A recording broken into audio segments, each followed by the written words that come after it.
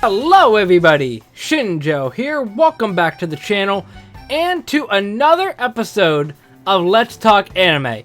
I know these have been a little bit more out there as far as when they'll be posted, but it's either a combination of I don't get many requests, I don't have time to watch things, but I'll definitely do better with posting this a lot more frequently later on.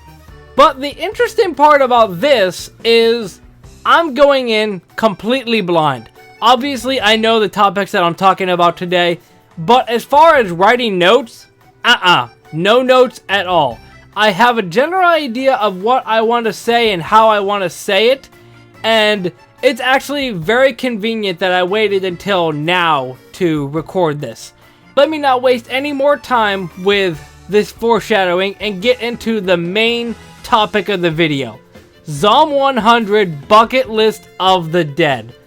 So I'll get into later why it's very appropriate that I waited until now to discuss this, but as a brief overview of the show, and in a way a plea for you to watch this, is basically the main character, Akira Tendo, works for a terrible company.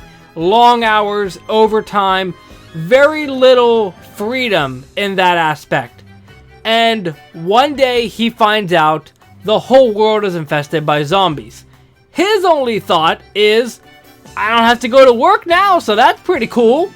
And the story just goes from there, and he meets other characters, reunites with one of his childhood friends, and honestly, it's more of a comedy, which is weird because you wouldn't consider that it would be based off of what I've already explained, but it's honestly genuinely funny.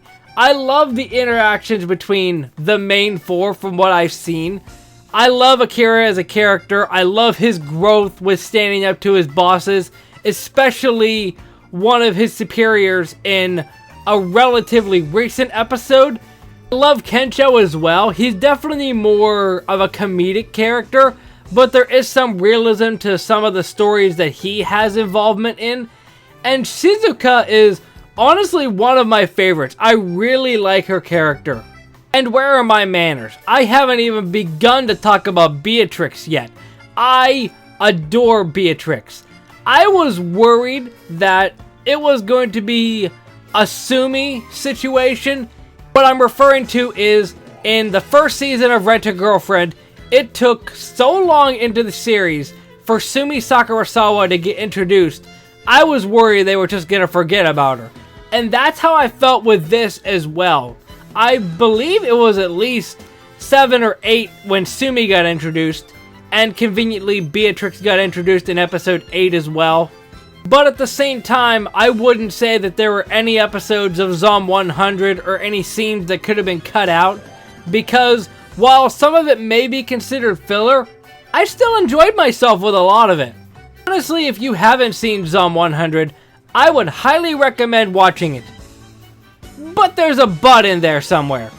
The only reason that I'm a little apprehensive about recommending it is because whether it's the show itself or the studio, I'm not going to pretend I know the answers because I clearly don't. Something is causing issues. There were multiple weeks, or at least separate occasions, where episodes have been delayed by a week or even by a day. I'm sure it was getting to the point where a lot of people were worried about the show, the studio, the staff, everything. And conveniently enough, today, the day I'm recording this, they've announced that the last 3 episodes of Zom 100, 10, 11, and 12, are essentially in limbo at the moment. There's no guarantee that they'll be posted within a month, a week, a year, who knows? I certainly hope they get posted sooner rather than later because I am genuinely enjoying this show, but considering the delays and the fact that it's a newer studio makes me a bit apprehensive. But like I said earlier, I don't know everything that's going on behind the scenes. Situations like this, I'd be worried if the animation took a downgrade or there's a lot of filler involved. But I don't really notice that with this show. And considering that they go out of their way to go all in on the animation, go all in on the different tweaks to the OP as well, it's just really beautiful. And as a little bit of foreshadowing, even if the last 3 episodes don't get posted by the time this video comes out, I certainly hope that they do, that's not going to stop me from including it in my top 10 anime of the year. It's definitely going to have a place, but those last 3 episodes might determine where its place is going to be. But on to a different topic, which is Digimon Adventure 2020. So this is definitely outdated. It came out, well, 3 years ago because it was 2020. It's essentially a reboot of the original Digimon series. Done with a little bit of a newer art style, a little bit of a cleaner tone to it, I guess to say. And coming from somebody that just recently finished the original Digimon, what did I think? Well, I didn't finish it. I know what you're thinking, how did you never finish it? And the story of this is probably right after it came out, maybe a year or 2 after I started watching this, as it was airing new. For some reason, on Hulu, when it got up to either episode 50 or episode 51, I can't remember what it was, they just stopped showing new episodes. And I don't know where they were. They were just kind of up in the air. I know I got to the part where Kari became a Digidestined. Spoilers, by the way. But I honestly don't remember where I left off. And keep in mind this is a couple of years ago, so realistically I probably could have retraced my steps and found out where I left off at that point. But I wanted to just get this video out, to be quite honest. But whether or not Hulu has the last couple of episodes of this is irrelevant, because I looked on Hulu right before I recorded this and they have the dub. Did hear that they have a dub, and it's either Tai or Digimon that is voiced by Zeno Robinson, the same person that did Go in Pokemon Journeys. I know a lot of characters were recasted. I don't remember the details of all of it, but I know some of them are recasted because obviously it was, what, 15 years ago when the original came out? Everybody from the original cast definitely won't be able to make it. I don't have many thoughts on the dub because I don't remember much about it. But if I can retrace my steps, I might watch the last group of episodes that I'm missing dubbed. To be quite honest, I'm not actually sure what they did with the opening either. I know they had a Japanese only one. I don't know if they just redid the Digimon opening from the English dub or not. That's honestly a reason enough for me to go back and watch. But if you wouldn't, oh, I don't know, want to recommend me what I should be looking for with this new Digimon, if you want to try and convince me to watch it, if I haven't by the time this video comes out, then this might be the push to make me decide to watch it or not. But we're going to end off today's video with something a bit differently. You see it on the thumbnail, I did a little bit of a trick to get you to click onto it, sorry's in advance. But we are going to talk, of all things, on America's Got Talent.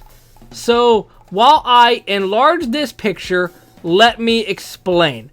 So America's Got Talent, if you're not aware, is a competition where people come on, showcase their talent, whether it be singing, magician, anything of the sort. And at this point in the show, well, at this point in the show, the season is done, but at this point it's getting to the finals, and one of the groups is a Japanese-only girl group that does dance and everything like that. And for their performance to get into the finals, they danced to Yaosobi's Idol. If you're not familiar with that, that is Oshi no Ko's opening. And needless to say, I was absolutely floored when they did that. I was really happy about that. And I'm honestly also happy, I can't remember what the group was. There was another group, if you watch this, then you might remember. If you don't, then this is irrelevant. But there was another group that performed in this season that did their stunts to a One OK Rock song. I believe it was Renegades. And it's just really cool to see not only Japan groups on America's Got Talent, but also having an anime song from Oshi no Ko is just amazing in my opinion. That's definitely my anime fan in me spilling out, but I don't care. And at this point, I don't really care how well they did in the competition. Obviously, you guys could look it up and check on yourselves, but I don't know at this point. I don't remember if I mentioned already, but the group is called Avant-Garde, which is honestly a bit of a cool name in my opinion. But I'm done gushing. That is today's video of Let's Talk Anime. I cheated a little bit while talking about America's Got Talent, but it involves anime in a loose sense of the word, so I felt it was fine to include it. Plus, you didn't want to have a video just talking about two things, now did you? If you enjoyed, hit that like button down below, subscribe if you haven't. If you have any topics for Let's Talk Anime, leave them down in the comment section, and I will get to them. But until then, I'll see you next time. Momentai!